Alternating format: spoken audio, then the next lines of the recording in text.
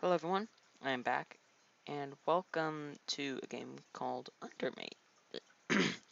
A game called Undermate, which is an Undertale fan game, and I believe is a visual novel, question mark?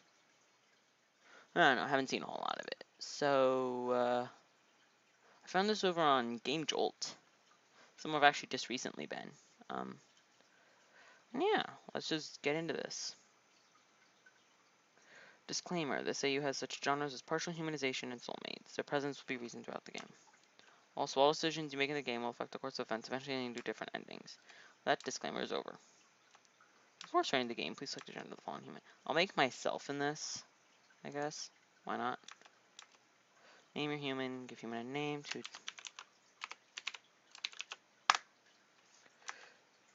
Now I can start the game. It's called humans, rule the earth. There are two kinds of people. First, to a determination, souls of different colors. The color of the soul is determined by leading character trait of person. The most powerful of these were red souls, they had the most determination in them. And second, who had magic. The souls were white and had very little determination in them. Humans like that often had unusual looks because their souls and bodies were filled with magic. They could have horns, tails, different colored skin, hair, and eyes. Oh, different colored skin, hair, and eyes. Okay. Such looks made some of them look like mythical creatures than a human. After some time, people with determination became afraid of magical humans. Some even called them monsters. Any small conflicts were firewood for the bonfire of hate and dislike. Alright then. And one day, a real war broke out between the two sides. But the fight was unequal, and its outcome was preordained. Humans with determination achieved victory over those who had almost none of it. Uh-oh, what did I do? Okay. Naming the magical humans monsters, the determined ones imprison them in an underground under Mount Ebit, sealing the exit with a powerful spell, the Barrier.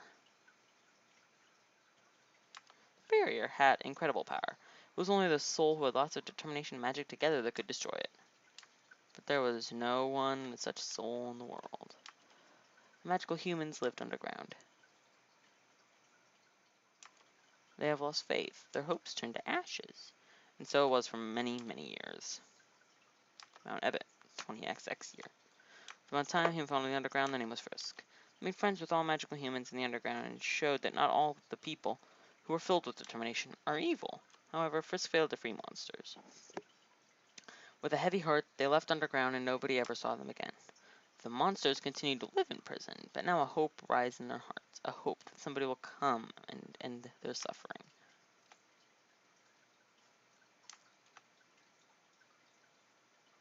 By Chiaka.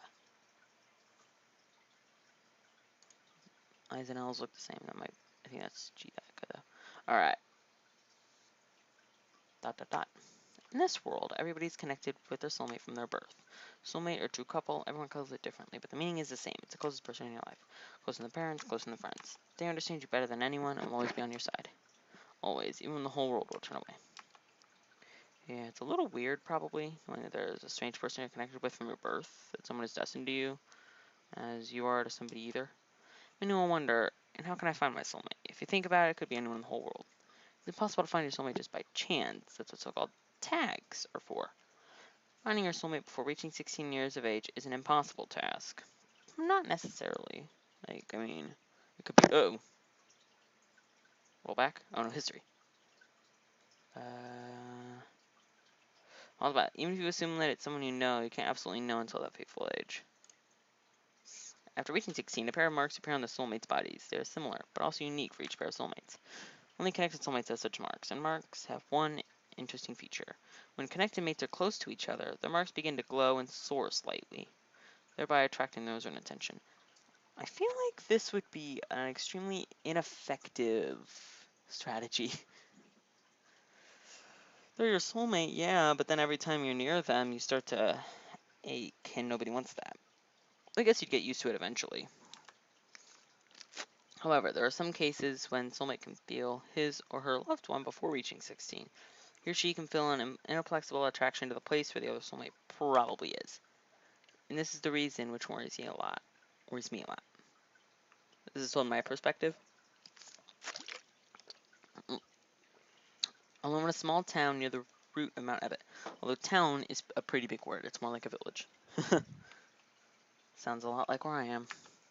Not much space. Everybody knows each other. My parents are not paying me enough attention, but I do a lot by myself. I understand that they work hard and have a lot of things to do, but sometimes I think they're not interested in me. I can't remember the last time we did something together.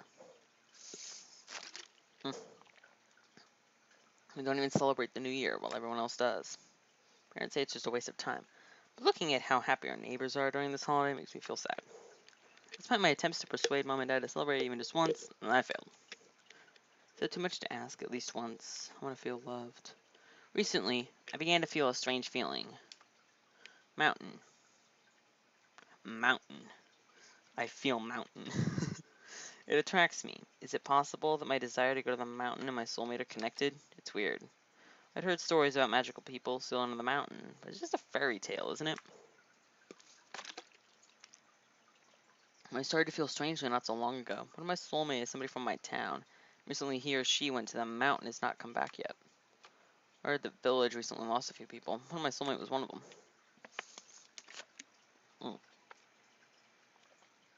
I winced because of such thoughts. What if they got lost, they got hurt, they're in danger? Probably in danger. It is a tall mountain. If they fell from the top, they're probably dead. You wouldn't feel anything then. But probably danger. What if something terrible happened now they're waiting with hope for someone to find them? In fact, there's no clear reason to worry, but a bunch of different situations already appeared in my mind, and each one was hardly better than the other. I became nervous. There was just one thought in my mind. Gotta go to the mountain. But my thoughts are real. Yeah, I don't know for sure. But if I refuse to check, we'll slowly tear my mind apart for a very long time. Alright, I'll go to the mountain. I left the village and went into the forest, where I was walking with the neighbor kids sometimes. Passing through the forest, I came to the path that brought me pretty high. There wasn't anyone around. The only thing I could hear was birdsong from the forest behind. So quiet and peaceful. I even forgot why I came here from the start. Going a little farther, I found the cave entrance. There were some strange noises from the inside. I was curious, so I took a step into the darkness. You are filled with curiosity. I've never been in the caves before. It's very spacious here, but darker than outside. However, it has its own charming atmosphere. I cannot speak today. Fascinating. Especially all these stalactites and stalagmites hanging from the cave top and rising out of the ground. I tried to get used to the darkness and keep going at the same time. Suddenly, I caught my foot on something. I thought I was about to fall and hit the ground. But I was wrong. I started to fall down the cliff, which I couldn't see in the dark, played a role. I felt like my heart stopped, like my whole life flashed before my eyes. I closed my eyes, expecting something horrible. Hard hit. I imagined how my body crashes into the ground. Suddenly I realized it was just my imagination. Finally, I feel something soft under me. And it suddenly starts to ache as I realize I can't move. Can't even open my eyes. Calm, quiet. Lying down for a while, until I heard a couple of voices chatting from the distance. Mom, here he is. I don't know what voice to give you. God, it's true. Another fallen human.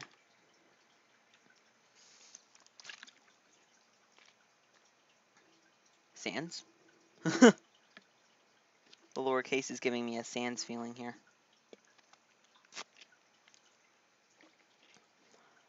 Again, huh? Guess they're doing these too often nowadays. What are we going to do? We need to take care of him. That's definitely papyrus. 100% papyrus.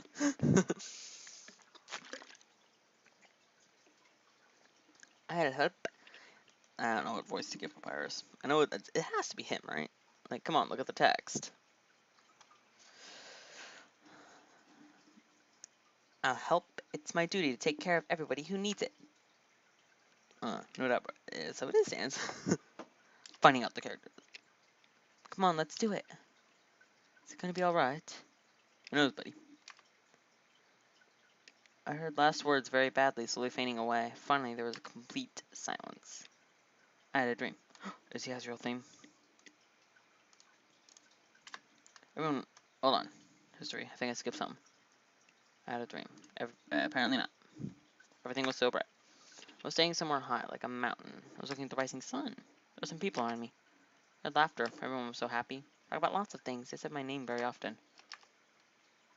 But then everything disappeared. My eyes widened. The first thing I saw was the ceiling. My head didn't hurt as much, so I sat down. I was on a soft bed in a strange-looking room. Although I fell on something soft, it was not this bed. Lack of holes in the ceiling proved it. But then, how did I get here? I stood up and looked around. The room was done in bright colors and slightly reminded me of my own. There was another bed near the opposite wall with some drawings above. Farther from the bed stood a nightstand with a photo and a large wardrobe next to it. Near the bed, which I'd just risen from, were several large plush toys. I noticed them just now. Let's discuss these things on the wall.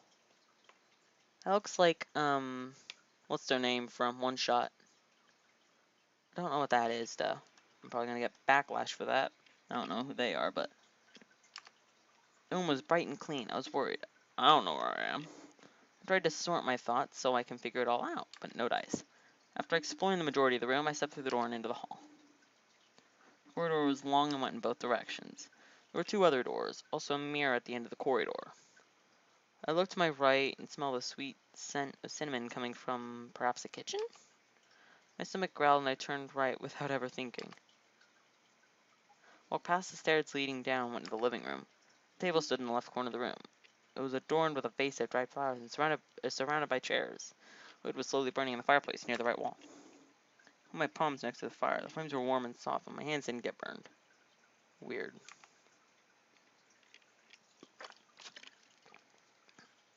The smell of cinnamon wafted from the doorway at the end of the room. I took a step forward, but then immediately stopped. A woman came towards me from the doorway. She didn't notice me at first, but after a moment she was looking at me with a surprised look. "Oh, are you already awake, my child?" It was strange that she called me child. Losing the fear on my face, the woman kindly smiled. "Don't be afraid, my child. It's all over. You're safe now." I became calmer because of her tone, but my voice still waved a bit. "Who are you?" I think I would say that. "Oh, I never introduced myself. My name is Toriel. I'm the caretaker of the ruins." That brings back.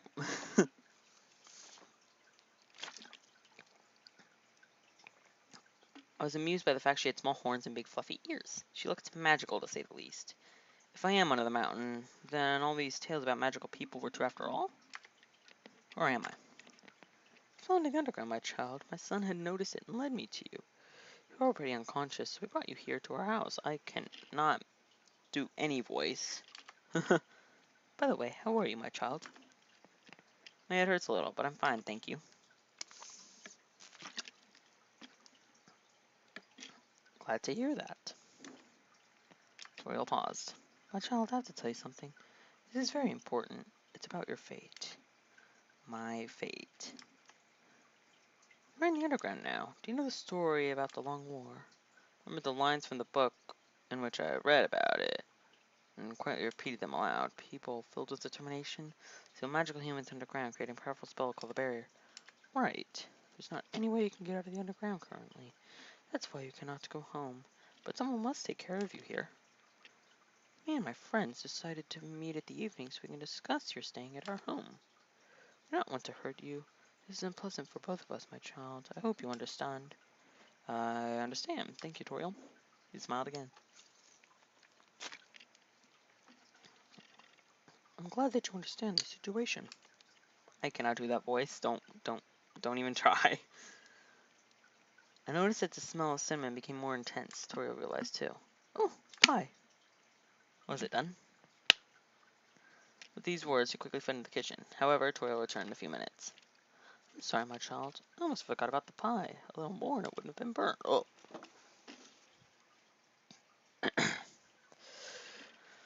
Alright, hold on.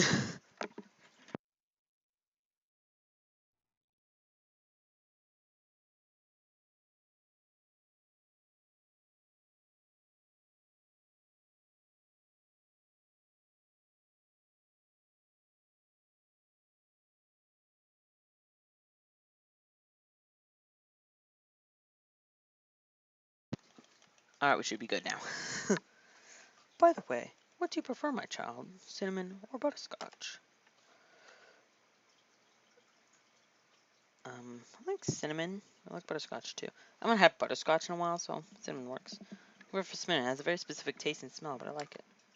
Oh, I understand, but you do not dislike butterscotch, do you? I mean, if we're up your, on your plate, we turn down your nose. No, probably not. In fact, I love both. Yep. That's wonderful, because I just made a butterscotch cinnamon pie. Plus a secret ingredient, snails. My child, don't you want a piece? You haven't eaten anything since yesterday. Why would I decline it? I'm feeling hungry. It might sound like a good idea. I'll never bake pies. Not even any pastries at all. But there's such an opportunity. It would be a terrible sin. Yep. Yes, I'm really hungry, so a piece of pie sounds good. Excellent. Wait a second. I ran away again, came back with a huge piece of pie on a plate, handing it to me. Nodded and took the plate. Okay, bye.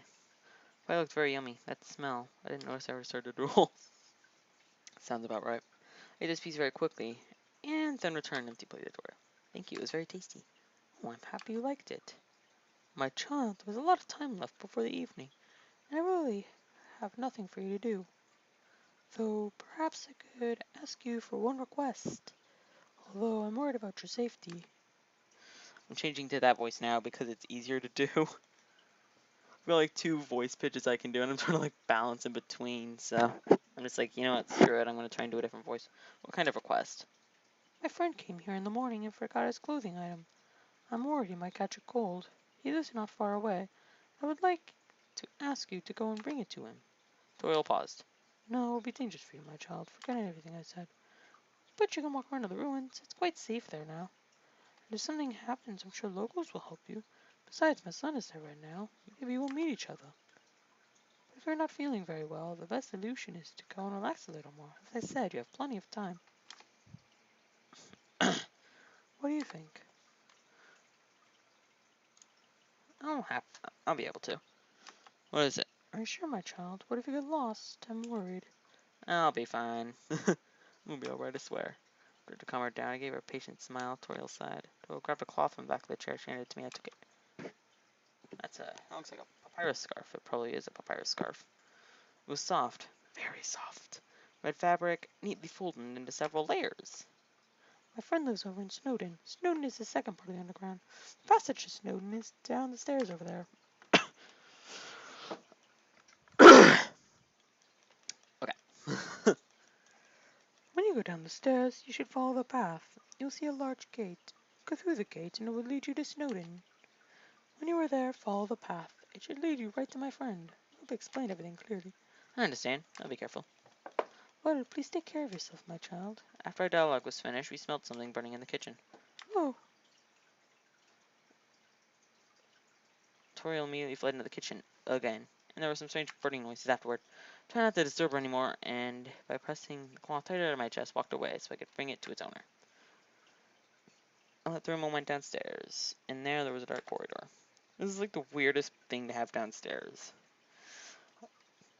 I followed the path and eventually came to the gate. I assume this is the gate that leads to Snowdon. It wasn't locked, so I went through, as Toriel said.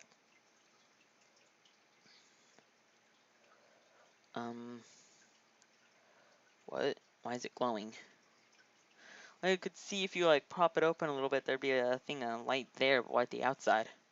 Weird door. In the gate there was a long dark hall with another gate at the end. The only light I could see was light shining through the gate. Okay. It was massive, but it opened easily. I went through, closing it behind me.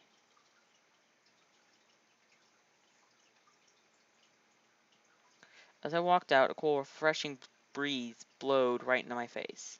Did the breeze come from the underground? I don't know. Guess it's magic. A thin layer of snow crunched under my feet. Luckily, I was wearing shoes, not some sort of sandals. Ooh, that would be a horrible thing to wear in the middle of snow. There was a straight path and hundreds of trees on each side. I remember this place. I kept following the path, like Toriel said. I quickly came to a bridge with wooden bars hanging from a platform and crossed it. I went to a small meadow. There was almost nothing except our observation post and a strange-shaped lamp. Very strange-shaped. Near the post, there were a few people talking about something. The highest of them said something to the other two. And I realized I forgot to ask Toriel's friend's name. I don't even know what he looks like either. I'm gonna give him this cloth and I don't even know who I'm looking for. Ugh. Silly me. I mean, I feel like I would ask, but okay. I decided to approach the people next to the post. Maybe they know the friend. Hey, sorry, can I ask something? Two of the people looked at me with a weird expression. The third one turned after, and I immediately froze in awe. Hello, Papyrus.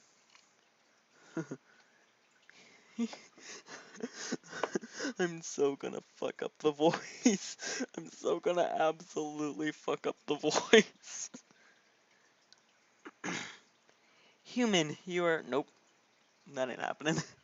Human, you are awake. That's the voice I'm gonna be able to do for that guy. Now it's my turn to be surprised. He knows me. Oh, you brought my scarf. I must have forgotten it at Toriel's house. That's gonna be my voice for this guy. Yeah. Yeah. The confusion resolved itself. There's no doubt that he's horrified. Struck by how tall he is. I wonder how old he is. Scarf? Oh, right, here. Gave him the folded cloth, which pretended to be a scarf. He took it and immediately started wrapping it around his neck. After a few swift seconds, he handed the scarf at the back of his spine. The scarf was longer than him in full height, which left me in awe, because his skeleton is pretty tall. You keep referencing skeletons over there. Thank you for bringing me my scarf, human. It was Toriel who asked you to do that, correct? Yeah. Oh, right, I need to introduce myself. I, the great Papyrus, am the assistant of the Undine, our head god, and the one who keeps order in Snowdon. But you can just call me Papyrus. Papyrus? Question mark? Nice to meet you, Papyrus. I'm Logan CP. That's really gonna get weird to say. I should probably have left out the CP, but whatever. Nice to meet you too, Logan CP. Thank you again. I turned him into like a mafia member now. Nice to meet you too. Thank you again. Where are you going now? Well, not really anywhere right now, so I just head back to Toriel's house. We go to the near observing station if you want to, and then we can go back to Toriel's house together. Sure. Then let's go. Fire seems very friendly. I hope I can trust him as a Toriel. Deep down, I feel like I can. Is it common for magical people to act like that? On the surface, only a few people would like to help a stranger in distress. Oh, in such a cramped space. Papyrus led me further down the road. I noticed it's very long, and is almost always going one direction. I think it's the same picture back in Toriel's house. I'm going to like keep getting attacked for this, aren't I? Soon I saw a meadow with an ice-cold lake. Right where the road widened was another observation post, but this one looked more like a big doghouse. We walked closer and stood in front of the building. The observation post itself was empty. There was almost nothing inside except for one poster. However, there was some kind of reception bell on its surface. I decided to move to the right, and suddenly someone jumped right out of the post, seriously scaring me. Hello. What voice should I give you? Oh, does my mouse appear on screen? I don't know if it does. I can't tell. Oh, nearly jumped from fright. I saw something moving. He blinked. And when I see moving things... Hi, doggo! I turned him into a mafia member. It's me, Papyrus, Oh, Papyrus, I turned them both into mafia members. Screw it, the Royal Guard's the mafia now. Seeing Papyrus, Doggo jumped over the top of the post and moved closer to us. What brings you here? And Dad wanted you to have this. Papyrus took out a small stack of papers, handed them to Doggo. Doggo skimmed over it and nodded. He then laid the paper face down on the post surface. Thanks. Anything else? Papyrus looked at me. I felt a little timid. I saw my expression and smiled. He winked, then just stood there not making a sound. I didn't really know what he was up to, so I just watched. Doggo tensed. Papyrus? Papyrus wasn't responding. Papyrus, don't you dare. Pam stretched out his hand and patted Doggo on the head. Don't pay attention to things that aren't moving. If it's not moving, I don't care about it. Papyrus, you don't know. You know I don't pay attention to things that aren't moving. That means, like, A, you won't be able to see the ground of the post. You're walking into everything. 2, those papers he'd had to like shake in front of him to read them. I'd be like, my gosh. Doggo's face was beyond any description. I couldn't resist and began to diggle. To giggle. To diggle. To wiggle. Fire smiled widely. Haha, say, Doggo. Doggo was clearly unhappy, but not angry. He leaped back into his post and put a few dog treats in his mouth. Call me again if you need anything. I will. This is 100% a visual novel. Where's... Oop. I have a microphone, sorry. Fire said goodbye to Doggo, then stepped towards me. I already stopped laughing, but a smile refused to leave my face. Well, we can go back to the ruins now. Yeah, thanks for Fire. It's a pleasure, come on. Fastest walking scene ever. We came back fairly quickly, evidently. Whether it was due to the fact that I already knew the environment, or due to the fact that all the way we talked about all sorts of things with papyrus, I didn't know. But after a little bit, we were already walking upstairs into Toriel's house. Went into the living room. I sat down on a chair and looked at Papyrus. Aunt Tori, I brought the human back safe and sound. You are back? How was Snowden, my child? I cannot do voices. I remember the trick with Doggo and giggled. It was fun. I liked it. Aren't you cold? Nah, I'm fine. That's good. Papyrus, I baked a pie. Do you want to take a piece? Of course. Sonny. Wait a second. I'll be right back. Toriel left, and after a few months returned with the plate in her hands, giving it to Papyrus. Once again, the smell of the sweet scent of pie filled my nostrils. Thanks, Aunt Tori. Yeah. You are always welcome, Papyrus. Asriel's still not here. I wonder where he is. Oh boy, how am I gonna do this voice? Oh boy, this will be fun. Hold on.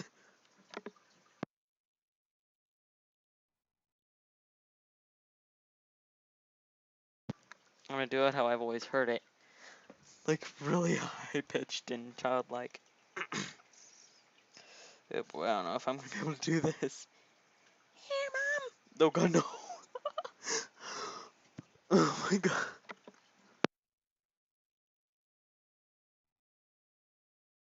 Oh boy, this is gonna be amazing. Here, Mom. The door slammed, and a guy about my height came into the living room. It looks like they've aged up since I last saw them. Welcome back, Asri. Aren't you tired?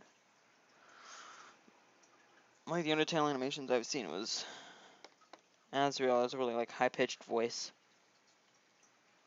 This is like more teen, so it's gonna be more. I'm not even gonna bother. We have the Mafia guard over here, and then...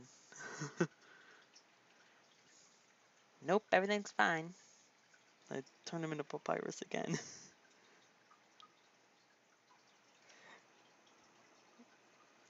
It's like the equivalent of musical chairs, but with voices. Musical voices.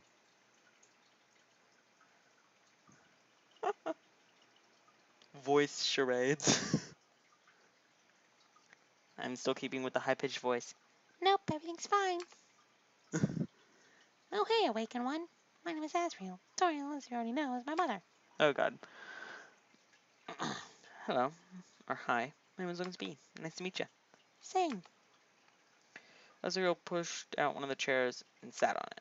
And I remember that I wanted to ask Toriel about the upcoming meeting. What about the meeting you told me about, Toriel? The meeting will start soon, my child. There are several people missing now, so you must wait for them first. It should just be a little longer. If you need something, I'll be in the kitchen.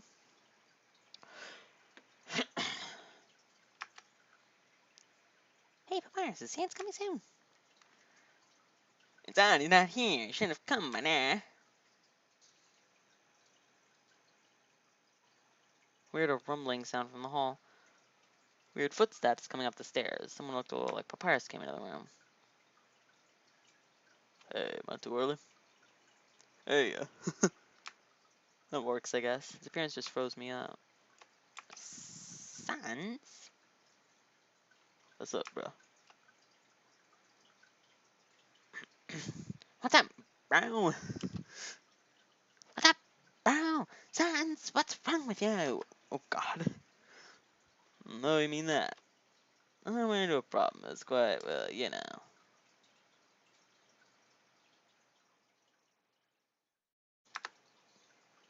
What kind of situation, Sonny? Well, sons. I fell in the dirty snow after spilling ketchup on myself. Paris's eye began to twitch. Sons, clean yourself up. Yeah. Me and cleanliness, those two things don't go together in a sentence. Sons. I gave him such a good one. Okay, I'll do it right now. Paris, wait a minute. Don't hurry. Hands up. Give him a little bit more time. I'm sure you can do it perfect.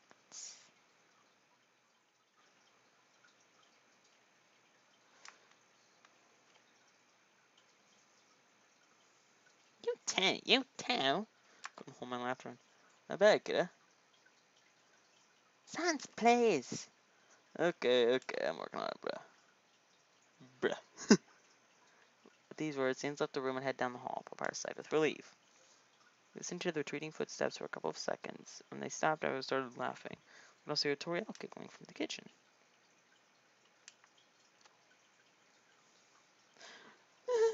No. Not happening. Still laughing, I tried asking something. What was that? What the fuck just happened? It was Sans. Get used to this atmosphere. When you near him, I mixed Asriel with Papyrus so hard just there. Does he always act? Does he always like that? Oh yes, always. Said Papyrus without much enthusiasm. The face doesn't have much enthusiasm either. And Asriel's turned into one of those troll faces. But he's also such a lazy bones. I can't stand it, Sonny. Come on, Papyrus. You don't think that his jokes are not funny, do you? I don't, and that annoys me even more. Our side again calmed down. Well, everyone is here. Can we start the meeting? But what about Officer Undine? I went to Modify in the morning, and then said that she wouldn't come today. And Alphys? Alpha's phoned me. She's busy. Hens came back, cleaned up this time. That's too bad. What are we going to do? I think Alphys and Undine would most like to attend the festivities. Is it fair to do this without them? Don't worry, lady. I already took care of it.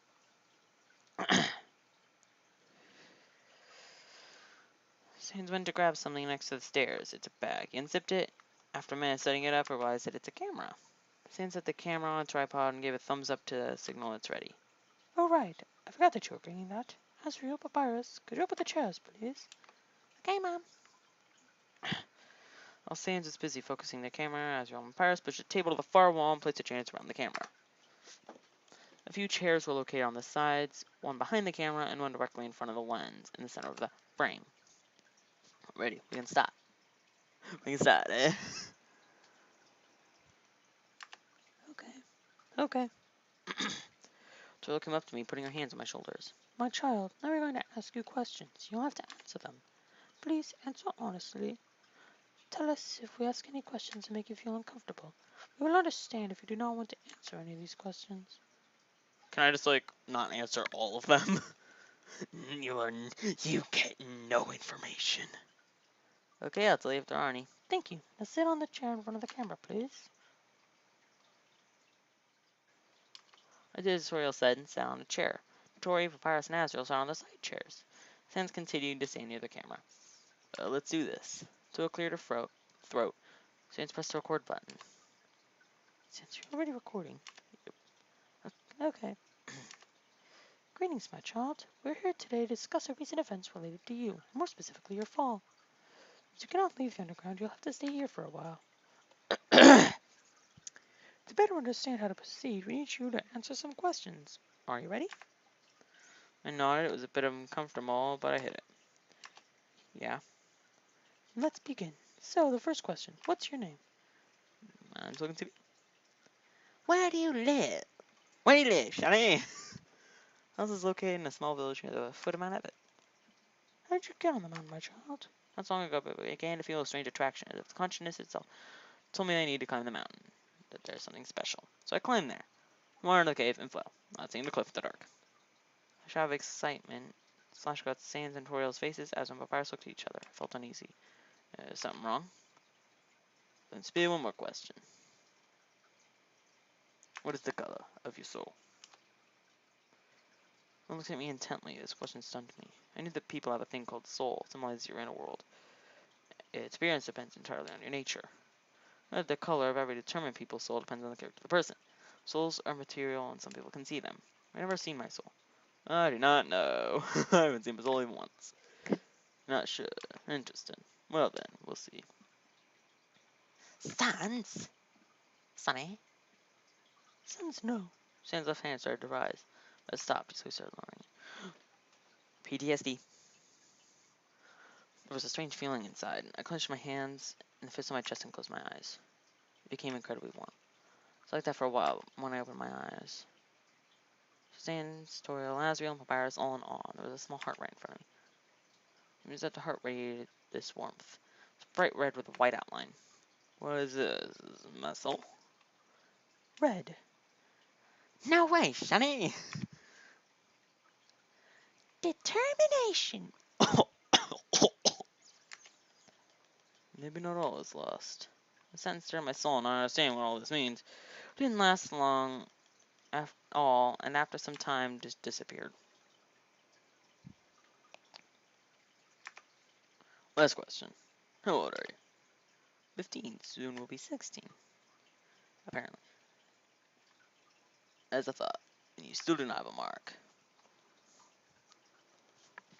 No? Oh gosh. Do we really have a chance? And press the button again, finishing the recording.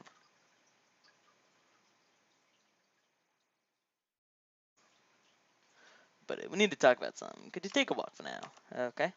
They didn't argue and left the living room. I should probably go outside so I don't eavesdrop on them. Left the house and took a deep breath outside. I don't know if the air in the house differs from the local one. After all, we're still underground. Although it's surprising that there is no smell of dampness, and the feeling as if I were walking on the surface. Is it possible that these are the features of the barrier?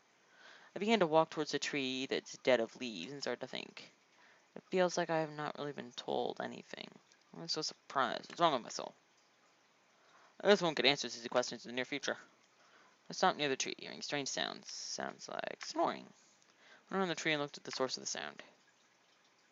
Oh, hello, Nabstablook.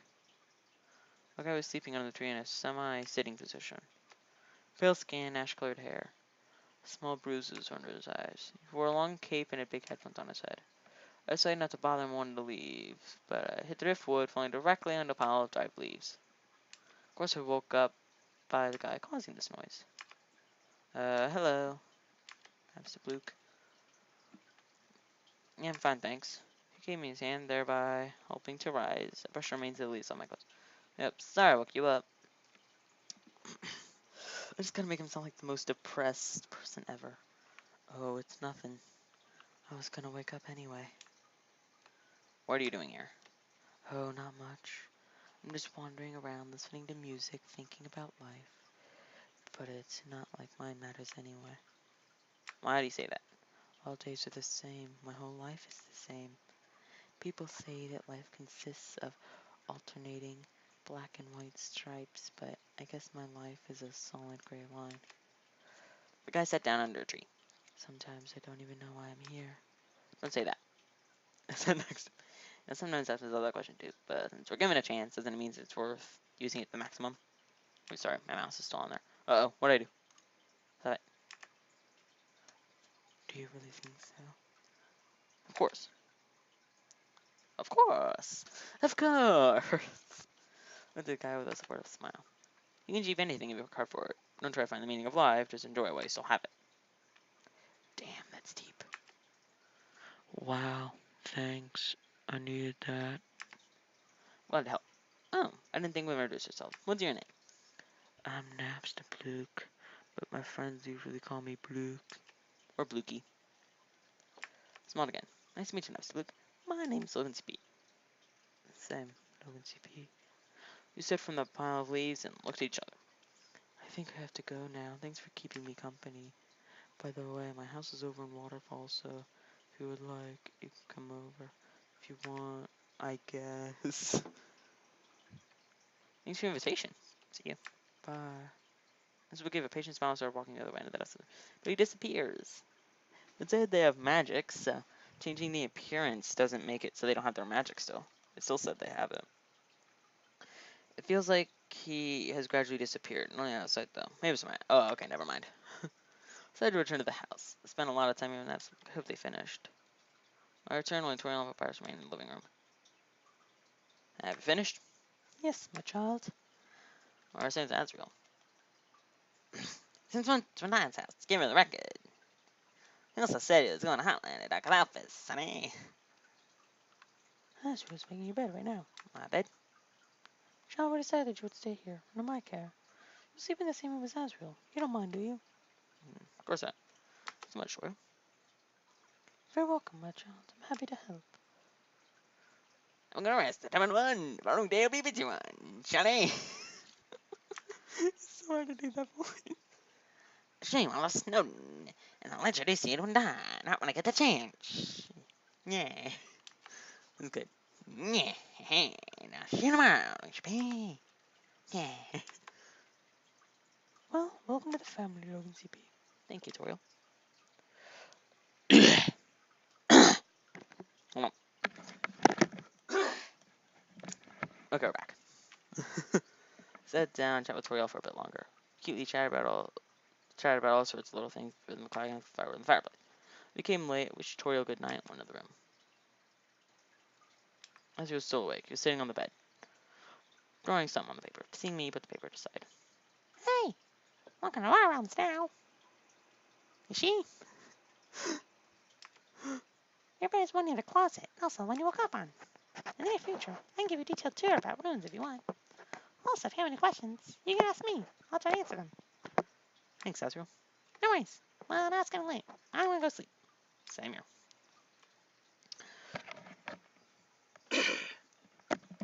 Okay. Went to our beds, wishing goodnight to each other. Azrael turned off the light. I fell asleep within a minute, with a light flailing in my soul. This time everything was black in a dream. I tried to look around, find something, but everything was useless. Total darkness. I tried to walk forward, but I could not make even a single step. I could not even say anything. It took me a little time to realize what the reason for this. The other version has come to an end. So that's okay. In the next update, let's see a normal dream instead. That's finishing the demo version. Game Undermate. Actually, I think it would sound better if you say thanks for playing. Think so? Okay. There will be more updates coming soon. Yeah, it's my line. Actually, I fixed the dialogue instead of for you. Do you know how much time it took me to correct all the dialogue?